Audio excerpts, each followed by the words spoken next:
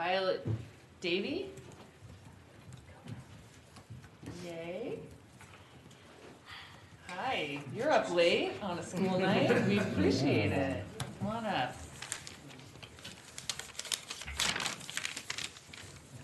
My name is Violet. I live and go to school in Bend, and I love to play in Bend's parks and public lands.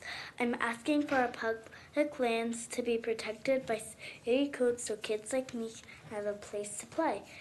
Our public spaces are part of what makes Bend such a great place to live for families, pets, and all citizens. Thank you for your consideration. Thank you, Violet. Thanks, Violet. Can you come up and give us a high five? Yeah, Because that you've was been so here good. twice and you are so good. I know. Yeah. Yes. Boom. Boom. We love it.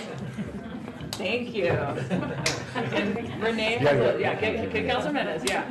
Renee has a little present for you, and thank you for staying up late with us. We really appreciate your input. And I think we all want to make sure you have parks to play in, for sure. Yep. Okay. Thanks for allowing a little bit of public comment on this. I've been in Bend for 3 years, lived in Salt Lake City for about 20 years before that, and so I recognize that access to the outdoors and outdoor resources is paramount to our happiness and success as a society.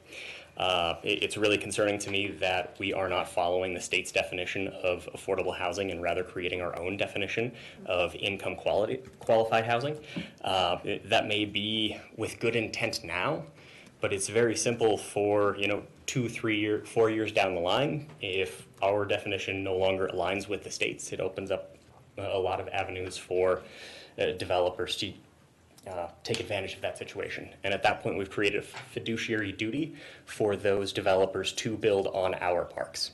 And that is what we cannot allow to happen. And that is just the one issue I want to highlight there. Thank you. Hello, everyone. I just want to preface my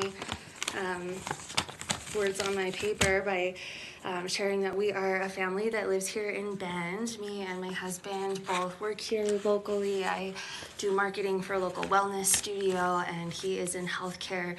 And even with us being just like a normal family with college degrees, we are still struggling to find affordable housing in Bend. My husband recently had a chronic illness where he needed to take some time off of work, and we weren't able to afford to stay in the place that we were living. We decided to move into more affordable housing, and upon moving in, discovered a lot of mold and water damage, and it just wasn't a livable place to be. And so we are still looking for affordable housing in Bend that is up to standards that we can live in with our daughter and immune-compromised family members.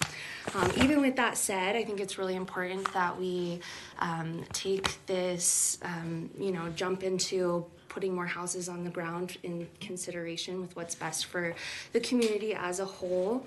I moved here because of Bend's amazing livability and open green spaces. And now that I'm learning that we're changing the codes to Bend's development, including income qualified housing allowed outright in the public facility zone, which protects Bend's parks, schools, and historic open spaces. When the Bend Planning Commission passed this legislation, they used the words feeding frenzy when referring to how developers might respond to this change to add housing to the public facility zone. Bob Gresson asked if the city could appeal to developers to say, please exercise restraint and good judgment for the public good, noting that 1 or 2 bad actors with unlimited greed and super deep pockets could make life hell for the city. Please don't accept this change to the public facility zone.